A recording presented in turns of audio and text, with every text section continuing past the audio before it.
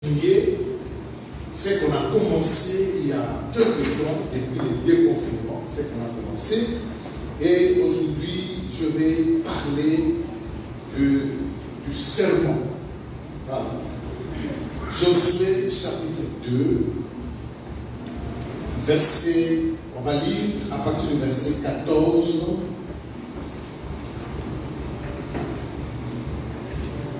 jusqu'au verset 21.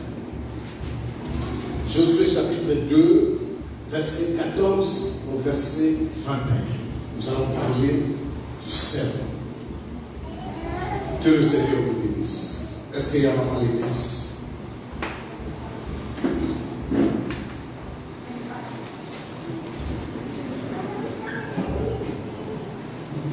Ok. Josué chapitre 2, verset 14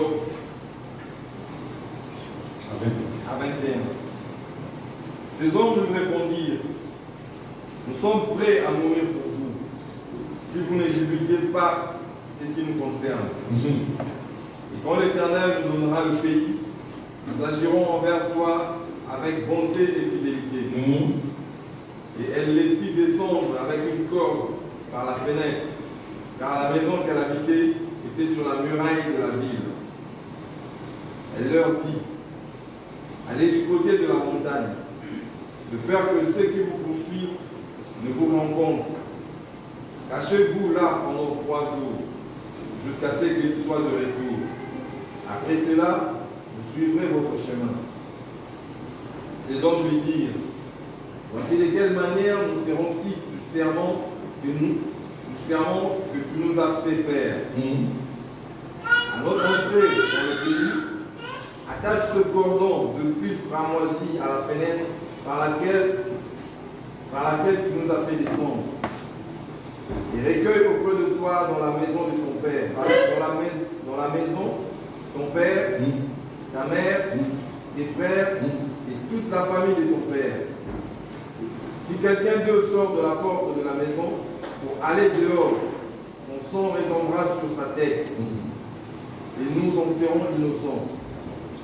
Mais si on met la main sur l'un quelconque de ceux qui seront avec toi dans la maison, son sang retombera sur notre tête. Et si tu divulgues ce qui nous concerne, nous serons quittes du serment que tu nous as fait faire. Elle répondit: qu'il en soit selon vos paroles. Elle prit ainsi congé d'eux et ils s'en allèrent. Et elle attacha le cordon de cramoisi à la fenêtre. Parole du Seigneur. Amen. Ok, nous pouvons nous asseoir. Merci beaucoup. Que Dieu bénisse sa parole. Il est écrit dans leur douleur, dans leur détresse, ils crièrent à l'Éternel et l'Éternel envoya sa parole et la parole a guéri. Et la parole de ce soir soit une parole qui va porter la confiance dans nos cœurs, qui va porter aussi le courage de servir notre Dieu. Vous savez, mes frères, je voulais parler de quelque chose qui est très important dans la Bible, que beaucoup de croyants aujourd'hui négligent ces choses. Beaucoup de croyants aujourd'hui négligent, prennent à la légère les problèmes de serment. Vous voyez, Josué est arrivé au moment où Moïse n'était plus. Moïse, serviteur de Dieu, et Josué, serviteur de Moïse. Yes. Donc, lorsque Dieu regardait Moïse, il voyait Moïse son serviteur. Mais lorsque Dieu regardait Josué, il voyait Josué le serviteur de Moïse. Et Josué ne va faire que la continuité de ce que Moïse avait commencé. Donc Josué, c'est la continuité. C'est pourquoi on avait parlé de la première partie de la sortie des enfants d'Israël. Donc, les enfants d'Israël vont sortir de l'Égypte pour aller jusqu'à Canaan. Et la première sortie des enfants d'Israël, on a parlé que Moïse, c'est Moïse qui a conduit le peuple. Moïse a délivré le peuple et Moïse a conduit le peuple. Mais pour entrer maintenant dans la terre promise, Moïse ne va plus entrer parce que Moïse avait péché. Il faut maintenant que Moïse soit remplacé par Josué, son serviteur. Et Josué va prendre le relève qui va amener les enfants d'Israël à traverser les deuxièmes eaux. Donc ça veut dire que la première eau, c'est Moïse qui traversa les enfants d'Israël. Mais la deuxième, c'est Josué qui va traverser parce que les enfants d'Israël vont traverser 2 fois les eaux. Mais avant de traverser la seconde eau, Josué a envoyé les espions qui étaient au nombre de 2 pour aller exploiter, espionner le pays. Regardez comment était le pays dont les enfants d'Israël vont prendre possession. Et les 2 espions qui vont aller secrètement. Ça veut dire qu'ils ne peuvent pas aller ouvertement parce que les hommes de Jéricho connaissaient déjà qu'Israël était à la porte. Et ils ont déjà entendu ce que Dieu avait fait aux enfants d'Israël, les miracles que Dieu a réalisés aux enfants d'Israël, la puissance de Dieu que Dieu a réalisé aux enfants d'Israël contre les nations qui s'élevaient pour attaquer Israël. Les hommes de Jéricho connaissaient comment Israël a traité les enfants d'Égypte. Ils avaient la connaissance de la sortie des enfants d'Israël. Donc, quand les hommes de Jéricho ont appris qu'Israël était à la porte, la Bible dit qu'ils ont manqué la confiance. Ils étaient dans la peur. Parce qu'ils savaient que Israël était puissant et leur Dieu combattait pour le peuple. Il combattait pour ses enfants. Et qu'est-ce qui était passé? Les 2 espions vont aller exploiter le pays pour voir comment était la ville de Jéricho. Parce que Jéricho, c'était la première ville que Israël devait prendre en possession. Après la traversée du Jourdain. Et lorsque les 2 espions sont partis, ils sont allés tomber directement dans la maison d'une prostituée. On avait parlé pourquoi la prostituée. Parce qu'une prostituée, c'est quelqu'un qui reçoit. Il reçoit les hommes, n'importe quel homme, il le reçoit. Donc une prostituée, c'est comme un hôtel. Ça veut dire que tous les voyageurs peuvent venir. Une prostituée, c'est quelqu'un qui était, c'est une femme qui était mal réputée dans la ville. Une prostituée, c'est quelqu'un qu'on ne la regarde pas avec un bon œil. Mais c'est quelqu'un qu'on regarde avec le mépris. Une prostituée, c'est quelqu'un qui n'avait pas la réputation. On ne pouvait pas donner la réputation. Mais les 2 espions sont allés vivre dans la maison d'une prostituée. Or, bibliquement, nous allons comprendre que la prostituée, qui s'appelait Rahab, représente l'Église. Parce que l'Église, c'est nous que l'apôtre Paul est en train de dire, jadis, avant, nous étions des prostituées. Parce que nous avons servi d'autres dieux en dehors des dieux d'Israël. Or, comprenez bien, bien aimé dans le Seigneur, que sur la terre, sur toute la terre, il n'y avait aucune nation qui servait le véritable Dieu. Sur toute la terre. Parce que Dieu ne s'est révélé que par une seule personne, qui était Abraham. Dieu s'est révélé que en Israël. Donc sur toute la terre, nous tous, nous étions auparavant errants. Nous étions des gens qui servaient les dieux des étrangers. Il n'y a qu'une nation qui servait le véritable Dieu. C'est les enfants d'Israël. C'est la raison pour laquelle on nous appelle la prostituée. C'est pourquoi que Dieu, quand il a donné les commandements à l'Israël, Dieu a bien dit, tu ne serviras pas les autres dieux en dehors de moi. Parce que lorsque Israël servait un autre Dieu, on appelait ça la prostitution. Parce que Dieu dit, lorsque vous allez servir servir des autres dieux, d'autres dieux, vous serez en abomination avec le monde parce que vous allez vous prostituer. La prostituée, une prostituée, c'est la personne qui sert d'autres dieux. Là, dans le sens spirituel. C'est la personne qui sert d'autres dieux et qui ne connaît pas le véritable Dieu.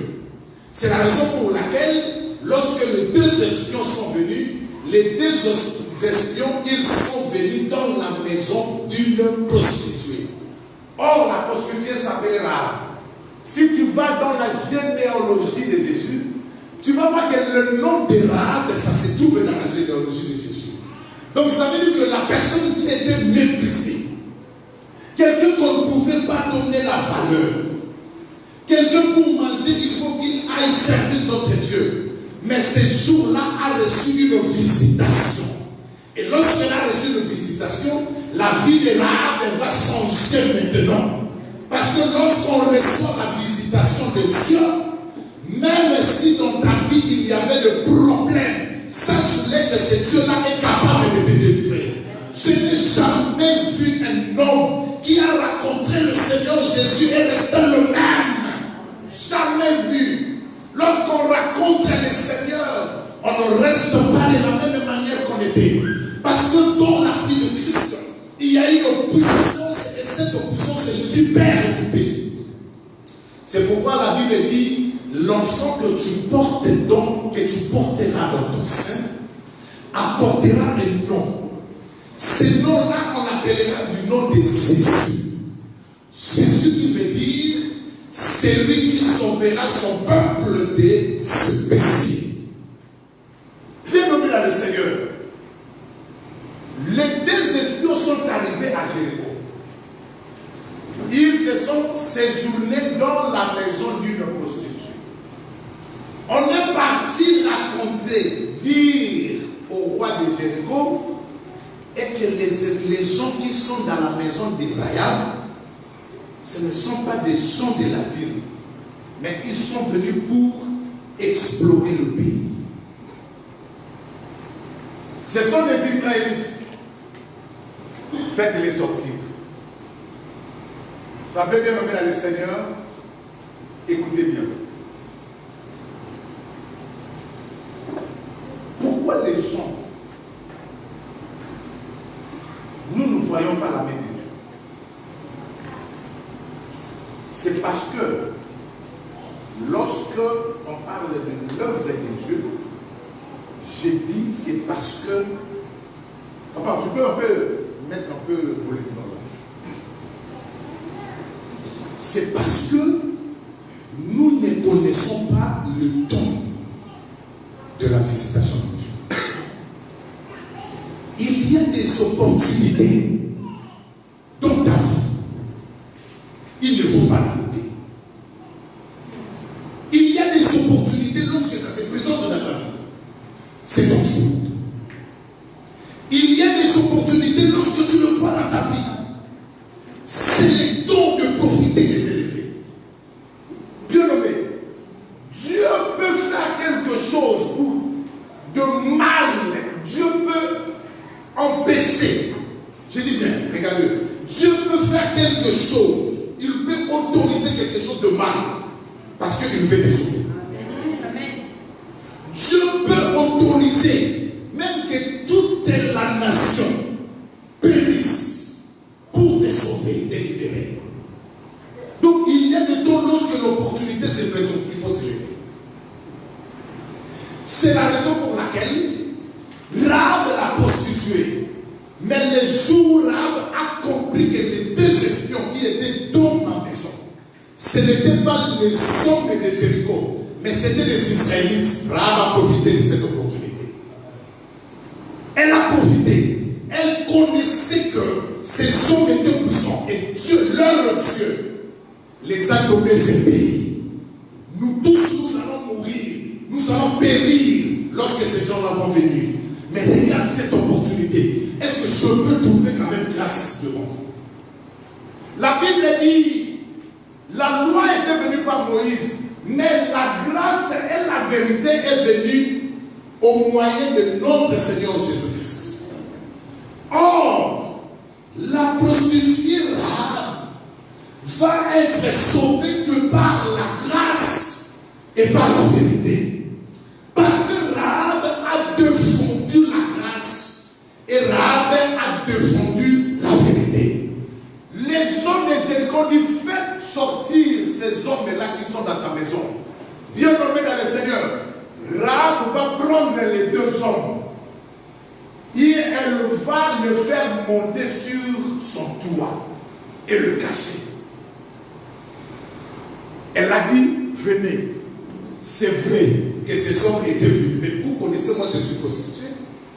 J'accepte toute personne qui va me payer. Venez, c'est vrai. Ces gens-là étaient venus. Ils sont entrés dans ma maison. Mais regardez, fouillez toute la maison. Vous allez me voir. Mais où étaient partis les hommes, les deux hommes? La grâce et la vérité. Ils étaient montés. La Bible dit, lorsque vous élèverez le Fils de l'homme, le Seigneur vous fera connaître qui je suis. Lorsqu'on élève Jésus, frère, parce que la grâce et la vérité représentent Jésus. C'est Jésus qui est le parent de la grâce et de la vérité. Lorsqu'on élève Jésus, lorsqu'on défend Jésus-Christ, frère, même que tous les sorciers, de ta famille, même tous les sorciers de ta nation, je dis de ta nation, s'élèvent contre toi, mais le Seigneur défendra ta vie. Dieu te défendra parce que tu élèves. La puissance de voir la gloire de Dieu, c'est lorsque on élève Jésus. Vous savez, aujourd'hui, la difficulté, c'est que beaucoup de chrétiens s'élèvent eux-mêmes à la place d'élever Jésus de Nazareth. Ils s'élèvent eux-mêmes. Aujourd'hui, les pasteurs s'élèvent eux-mêmes. Aujourd'hui, les églises s'élèvent eux-mêmes. Aujourd'hui, les ministères s'élèvent eux-mêmes. Aujourd'hui, nous ne faisons pas les choses pour la gloire de Dieu, mais aujourd'hui, nous faisons les choses pour notre propre gloire. Nous sortons dans les réseaux sociaux non pour défendre Jésus, mais nous sortons dans les réseaux sociaux pour défendre notre gloire. Un pasteur qui a dit, la Bible qui n'avait écran, n'a jamais dit là-bas au lac pasteur, ça n'a pas pause. Donc, toi, tu sors dans les réseaux sociaux pour que les gens puissent te voir comment tu t'habilles. Lorsqu'on élève, regardez ce qui était passé dans la vie de Sodome. La Bible dit, les hommes, les anges sont entrés à Sodome. Ils sont venus chez Lot, parce que Lot était juste. Les gens de la ville de Sodome, ils ont dit à Lot, fais sortir ces gens-là qui sont venus dans ta maison. Parce que nous voulons les connaître. Dans le temps de Lot, le péché était tellement, jusqu'à ce qu'il y avait même des homosexuels dans le temps de Lot. Et les gens là voulaient abuser les hommes qui étaient venus dans la maison de Lot. Ils ont dit, faites-les sortir parce que nous voulons les connaître. Mais regardez jusqu'à quel niveau Lot va défendre les deux hommes là qui étaient venus à Sodome. Lot a dit, s'il vous plaît, ne faites pas du mal à ces hommes. Prenez même ma fille qui est vierge, qu'elle n'a jamais connu des hommes. Abusez-vous d'elle. Prenez ma fille, mais ne faites pas du mal à ces hommes. Regardez, l'autre est arrivé jusqu'à ce qu'il a sacrifié sa propre fille à cause de défendre les envoyés de Dieu, les hommes que Dieu avait envoyés à Sodome. L'autre a défendu ces hommes-là. Et qu'est-ce qui était passé? Parce que l'autre avait défendu la grâce et la vérité. Il était descendu à Sodome. La grâce a dit à l'autre, prends-toi, ta femme, tes enfants. Et aussi les hommes de tes enfants, les maris de tes enfants. Sortez vite. Parce que nous allons détruire ce pays. Lorsqu'on défend la grâce, lorsqu'on élève la grâce et la vérité, bien aimé dans le Seigneur, il y a toujours une récompense. Et cette récompense, le Seigneur, il n'oublie jamais le bienfait de ses enfants. Vous savez, moi je dis toujours, faire le bien, c'est difficile. Mais faire le mal, c'est facile. On a la facilité de commettre des choses qui sont mal, mais on a plutôt la difficulté de commettre des choses qui sont bien. C'est normal. Pourquoi? Parce que nous sommes dans un corps qui prend plaisir du mal que du bien. Lorsque tu fais du mal à ton corps, le corps se nourrit. Le corps est content. Le corps aime ça. Parce que c'est sa nourriture. Vous savez, la Bible nous dit, le dernier ennemi qui va être détruit, c'est qui? C'est notre corps. Parce que notre corps nous empêche à faire le bien, ce que le Seigneur veut. L'apôtre Paul dit, parfois j'ai des ambitions, j'ai des pensées, j'ai des désirs en moi de faire le bien. Mais il y a une loi qui me pose, que moi-même je ne veux pas. Cette loi-là qui me pose, il me pose seulement de poser des actes qui sont mauvaises. Les choses qui sont mauvaises. Parce que lorsqu'on fait le bien, le corps nous résiste à faire le bien. Mais lorsqu'on fait le mal, le corps prend plaisir à faire le mal. C'est pourquoi il est facile à un être humain de faire le mal que de faire du bien. Mais la Bible nous dit, exercez-vous à la piété. Ça veut dire que tu dois résister à ce corps. Il faut poser les actes qui sont bons. Parce que les actes qui sont bons, le Seigneur sait que c'est difficile pour que les humains les posent. Le Seigneur récompense toujours les actes qui sont bien posés. Mais au contraire, le Seigneur aussi, il punit toujours les mauvais actes. Parce que Dieu n'aime pas qu'on puisse poser les mauvais actes, mais Dieu aime qu'on puisse poser les bons actes. Et lorsque on défend la parole de Dieu, l'œuvre de Dieu, Dieu nous défend toujours au moment convenable. Je voulais vous dire un secret, mes frères et sœurs. Le vrai secret dans l'œuvre de Dieu, c'est de défendre cette œuvre. Vous savez, une famille, nous tous nous sommes des Africains ici, nous sommes venus de l'Afrique. Même ceux qui sont nés ici, vous avez des parents qui sont venus de l'Afrique. Vous savez, en Afrique, bon, pas seulement en Afrique, mais je veux dire partout dans le monde entier, il y a des noms de famille. Si la personne appartient à cette famille-là, lorsqu'il va quelque part,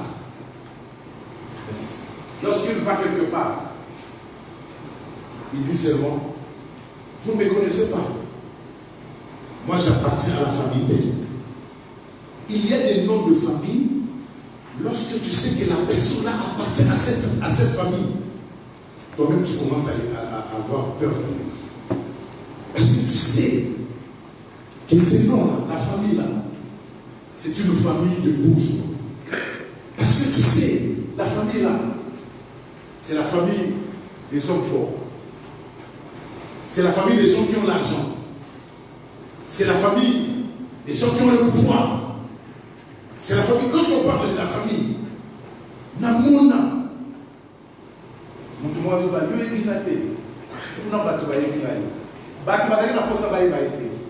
Mais lorsqu'on a su seulement qu'il était de la famille telle, donc ça veut dire que la famille dont tu appartiens peut donner aussi l'influence à ta propre vie. Et regardez bien, nous appartenons à une famille qu'on appelle la famille chrétienne. Cette famille-là, la famille chrétienne, cette famille-là, lorsque tu vas chez les sorciers, tu vas dans d'autres camps, toi-même tu ne parleras pas. Mais les gens qui connaissent la valeur de la famille chrétienne, les sorciers connaissent la valeur de la famille chrétienne. Les magiciens connaissent la valeur de la famille chrétienne. Ils connaissent ce qui, le père de cette famille. Ils connaissent ce qui. Regardez, les 7 fils de Sheba étaient en train de délivrer un homme qui était possédé des esprits. Il disait au nom de Jésus-Christ que Paul prêche. Les démons ont répondu à ses fils: nous connaissons Paul et nous connaissons Jésus. Jésus marchait. Il est arrivé à un lieu près des cimetières. Il y avait un homme qu'on a caché avec des chaînes de fer. Parce que la Bible dit que sa demeure était le sépulcre.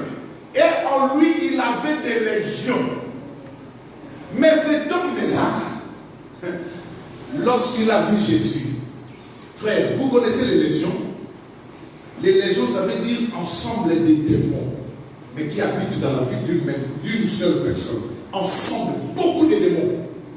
Mais lorsque beaucoup de démons ont vu Jésus, ils ont connu de quelle famille Jésus appartenait. Ils ont connu, ils ont dit à Jésus, Fils de Dieu. La Bible dit, ils ont commencé à trembler en disant, Fils de Dieu, qu'est-ce qu'il y a entre toi et nous? Notre temps n'est pas encore arrivé. Ne nous fais pas tout mal. Moi, je crois que moi, en tant qu'enfant de Dieu, lorsque je marche, même si je ne parle pas, mais les gens m'identifient. Ils savent de quelle famille j'appartiens. Les gens m'identifient. Frère, dans la nature, tu peux me voir comme inutile. Dans la nature, tu me vois, je suis comme ça. Dans la nature, il n'y a rien de spécial qui peut t'influencer. Mais dans la spiritualité, attention. Lorsque les gens me voient, les gens connaissent déjà de quelle famille je suis. Et ça, c'est la force de la vie chrétienne. Lorsque Rahab a raconté à ces gens-là, elle a dit, tous les hommes de Jéricho ont peur de vous parce qu'ils connaissent les choses que Dieu a opérées parmi vous. Comment Dieu vous a libéré de la main puissante des Pharaons et comment Dieu vous a fait marcher pendant 40 ans dans le désert. Nous avons appris ça et nous sommes maintenant sans force. Tes ennemis sont sans force parce que toi, tu appartiens à une famille. La famille là, c'est la famille de Christ. Tes ennemis sont sans force. C'est toi-même qui ne comprends pas que tes ennemis sont sans force. Lorsqu'il y a des problèmes qui se présentent devant toi, tu commences à pleurer.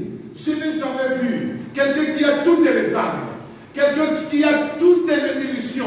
Il se présente devant des gens qui n'ont pas des armes, mais lui-même il commence déjà à pleurer. Je n'ai jamais vu ça. Un roi qui se présente devant un peuple et c'est roi-là qui commence à pleurer. Je n'ai jamais vu ça. Frère, tu peux être comme ça. Lorsqu'on te prend, on te met des grades, on dit à partir d'aujourd'hui tu es devenu le général des corps armés. Dans la Yoko, déjà pour tout le déjà c'est bon. Pourquoi on peut ça pas? Eh, si mérite, tu l'as quitté sur la chambre. Les gens commencent à t'obéir. Pourquoi les gens t'obéissent? Parce qu'on t'a donné une charge qui fait de toi une supérieure. Le camp du diable a peur de nous. Mais parfois nous ne connaissons pas le mystère qui existe en nous, à savoir Jésus-Christ. Frère, quelqu'un qui a Christ en lui. Non, le monde des ténèbres ne peut jamais résister. Même si le combat est fort. Je dis bien, même si le combat est fort. Mais le problème, c'est la finalité dans ces combats. Qui sortira vainqueur? Rahab a dit à 2 espions, voilà ce qui était passé. Mais maintenant l'entrée, les gens là sont venus vous chercher, ils ne vous ont pas vu. Partez. Ne partez pas sur ces gens. Sinon vous allez les raconter ces gens-là sur la route. Changez le chemin. Mais allez sur la montagne. Restez 3 jours. Lorsque ces gens-là vous chercheront, ils ne vous trouveront pas. Ils seront de retour. Après vous allez descendre de la montagne et continuer votre chemin. Bien nommé. Tout cela, ce que Rahab faisait, c'était seulement pour protéger les désespoirs qui étaient venus. Nous allons vivre la gloire de Dieu lorsqu'on protège l'œuvre de Dieu. Lorsqu'on protège l'œuvre de Dieu. Non, je vous ai parlé d'Élie, je crois. Élie, il était de grande taille, il était gros. À ce temps-là, Élie était le souverain sacrificateur. Mais lorsque Israël est parti en combat avec les Philistins, et que Israël a fait la défaite, Israël a fait appel à l'arche de l'Éternel pour que l'arche de l'Éternel puisse venir dans le combat. Et quand l'arche de l'Éternel s'est présentée dans le combat, les Philistins ont combattu Israël et ils ont emparé de l'arche de l'Éternel. La Bible dit lorsqu'ils ont pris l'arche de l'Éternel, ils ont ramené l'arche de l'Éternel dans la maison de leur Dieu. On est venu dire à Élie, le souverain sacrificateur dans le temple, que Israël a eu la défaite et l'arche de l'Éternel est partie chez les Philistins. Bien aimé, regardez les gens qui défendent Dieu. La Bible dit à cette nouvelle-là, Élie a piqué une crise et il est tombé de sa chaise. Il a tapé la nuque par la terre. C'est le jour de la fin de la vie d'Élie. Pourquoi? Parce que Élie a pensé de l'arche de l'Éternel qui est partie chez les Philistins. Lorsqu'on défend l'œuvre de Dieu, Dieu va te défendre. Dieu se souvient de ta famille. Dieu se souviendra de tes enfants. Dieu te souviendra des gens qui sont loin de toi, mais près de ton cœur, à cause de ce que toi tu fais dans l'œuvre de Dieu. On défend l'œuvre de Dieu. L'œuvre de Dieu, on la défend. Lorsque l'œuvre de Dieu ne marche pas bien, on se présente. On défend Dieu. On donne même le meilleur de nous, afin que Dieu soit élevé. Afin que l'œuvre de Dieu puisse aller en avant. On donne même le meilleur de nous, à cause de l'arche de Dieu. Pour l'arche de Dieu. Pour les choses de Dieu, on défend l'œuvre de Dieu. Je n'ai jamais vu les Bakambi qui sont à l'église et que quand les choses ne marchent pas, la nuit ils dorment. Je n'ai jamais vu un pasteur, les choses qui ne vont pas à l'église, la nuit il dort. Je n'ai jamais vu une maman pasteur, lorsque les choses ne vont pas à l'église, la nuit elle dort. Je n'ai jamais vu. Parce que si vraiment l'œuvre de Dieu est en nous, et que nous passons l'œuvre de Dieu, lorsque les choses ne vont pas bien, parfois on manque même de sommeil. Mais on cherche des stratégies. On prie le Seigneur. On proclame des jeûnes. On proclame des prières. On dit nous allons monter pour dire à Dieu, Seigneur, nous allons défendre ton œuvre. Défendre ton œuvre. Vous savez, c'est la chose que le Seigneur Jésus est venu faire sur la terre. Nous qui étions jadis éloignés et nous étions de pécheurs. Mais le Seigneur Jésus, sur la croix, il a dit, Père, pardonne-leur parce qu'ils ne savent pas ce qu'ils font. Mais lui, il est venu pour défendre l'œuvre de Dieu. Je donnerai ma vie jusqu'au bout. Il a prié. Il a dit, Seigneur, est-ce que tu peux m'enlever cette coupe? Mais le Seigneur a dit, non, non pas ma volonté, mais je suis venu défendre ton œuvre. J'irai jusqu'au bout. L'œuvre de Dieu, on le défend.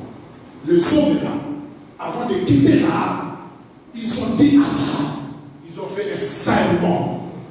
Ça veut dire la puissance de la parole qu'on donne à quelqu'un. La puissance de la parole. Lorsque je parle, la Bible dit que votre oui soit oui et votre non soit non. Tout ce qui vient après vient du diable. Il y a beaucoup de personnes qui ont donné leur parole, mais qui n'ont jamais, qui ne respectent pas leur parole.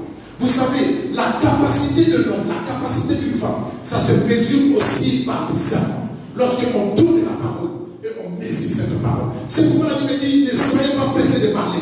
Mais avant de parler, il faut faire tourner votre langue cette fois. Parce que Dieu n'aime pas les gens qui parlent et qui s'en font, ils oublient leur parole. La Bible dit, Dieu créa le ciel et la terre par la parole. Par une autre chose, non. Mais par la parole. C'est la parole que Dieu a libérée. Lorsque cette parole était libérée, la parole a pris la forme de ce qui a été proclamé. Que la lumière soit. Et la lumière est sortie à cause de la parole libérée de la bouche de Dieu. Que la terre produise, que l'eau produise. Et l'eau a produit toute espèce de poisson. Parce que la parole était libérée de Dieu. Et cette parole-là a donné forme. Parce que dans la parole, il y a une puissance. Il y a une puissance. Donc il faut savoir comment, lorsque tu parles, de quoi On ne parlait pas par plaisir de parler, on ne parlait pas pour faire plaisir aux hommes. Mais lorsque je parle, c'est un engagement que je libère. Donc, quelqu'un peut dire amen. Amen. C'est un engagement que je libère. Les hommes là m'ont dit arabe. Regardez ce que nous allons faire. Nous allons traiter une alliance verbale avec toi. Ça veut dire, tu vas par la fenêtre que tu nous as fait sortir.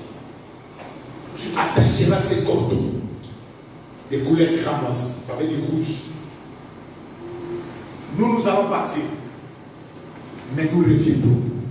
Lorsque nous revenons, va, appelle la maison de ton père, appelle la maison de ta mère, appelle tes frères, appelle tout le monde, ceux qui sont ta famille, qu'ils viennent entrer et habiter avec toi Rahab. Parce que lorsque nous reviendrons, nous allons prendre à possession ce pays et nous détruirons tout. Mais sauf ta maison Rahab, qui a trouvé grâce parce que tu as élevé la grâce et la vérité. C'est pourquoi que nous allons tout détruire. Mais ta maison, nous ne détruirons jamais. Tu vas mettre un signe. Le signe là, c'est le fil de quoi? Des cramasses. Et lorsque nous reviendrons, tous ceux qui seront dans ta maison obtiendront la même grâce. Mais tous ceux qui seront en dehors de ta maison, notre serment que nous avons proclamé, nous avons confessé, n'aura plus de fait sur lui. Et son sang retombera sur lui-même. Donc ça veut dire, il aura la faute. C'est lui-même qui sera le responsable de ces bêtises. Mais parce que tu vas recueillir les gens dans ta maison, tous ceux qui vont rester dans ta maison auront la grâce. Pourquoi? Parce que dans tout Jéricho, il n'y avait aucune maison qui avait la corde de vie de Kwamas. Il n'y avait aucune maison qui avait un symbole. Ce symbole-là qui représentait le rouge. Et les symboles-là sortaient, venaient de la maison de Rahab, sortaient par la fenêtre et descendaient jusqu'en bas. Ça représentait ceux qui devaient venir en haut et pour que le monde puisse voir. Mais ce n'est pas tout le monde qui va voir. Ceux qui vont voir ça, c'est les gens qui sont dans la maison. Or, Jésus un jour, qu'est-ce qu'il a dit? Il a dit détruisez cette maison. Et moi, je les construirai dans 3 jours. La maison de Rahab représente le corps de Jésus. Le corps de Jésus représente l'Église. Ça veut dire que tous ceux qui sont en Jésus, dans l'Église, frère, lorsqu'il y a le vent, ces gens-là sont protégés. Mais tous ceux qui sont en dehors de Jésus, ils ne peuvent jamais être protégés. Jésus a dit, je connais mes brebis. Et mes brebis me connaissent. Mes brebis ne peuvent jamais suivre un mercenaire. Un enfant de Dieu, il ne peut jamais suivre un mercenaire.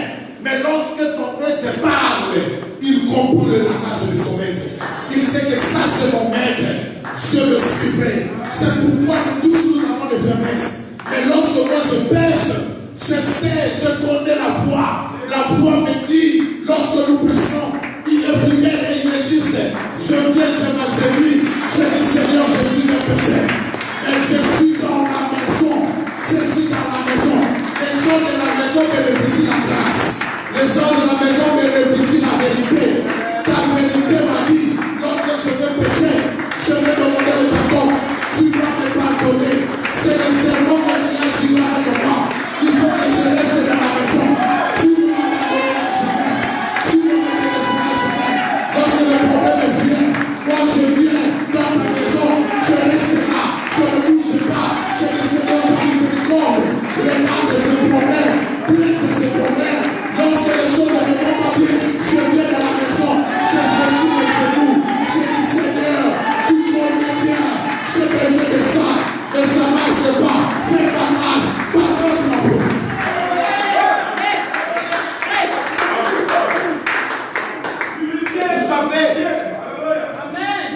Salomon a construit une maison. Parce que David avait eu l'initiative de construire la maison.